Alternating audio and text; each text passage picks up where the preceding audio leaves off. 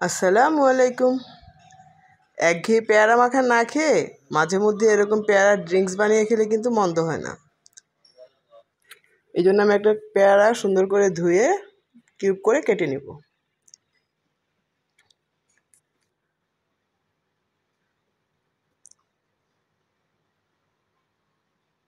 এখন সেই কিউব করে কেটে রাখা পেয়ারাগুলো একটা ব্লেন্ডারে জারে নিয়ে এর মধ্যে দিয়ে দিব আমি 1.5 চা চামচ পরিমাণ চিনি, 1/2 চা চামচের কম লবণ আর 1 কাপ পরিমাণ পানি দিয়ে পেয়ারাটাকে সুন্দর করে ব্লেন্ড করে নেব। এখন আরেকটা বাটির মধ্যে আমি কিছুটা শুকনো মরিচ আর চিনি মিশিয়ে গ্লাসটার মধ্যে সুন্দর করে ডেকোরেশন করে নিচ্ছি। এতে করে খাওয়ার সময় একটা ট্যাঙ্গি টেস্ট আসে। এই তো আমি ঢেলে নিচ্ছি। জুসটা ঢালা হয়ে গেলে এখন আমি সেই মজাদার ড্রিঙ্কসটা অ্যাড করব।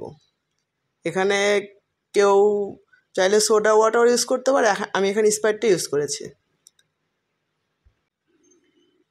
এই তো খাওয়ার জন্য পেয়ারার জুস আমার পুরোপুরি তৈরি।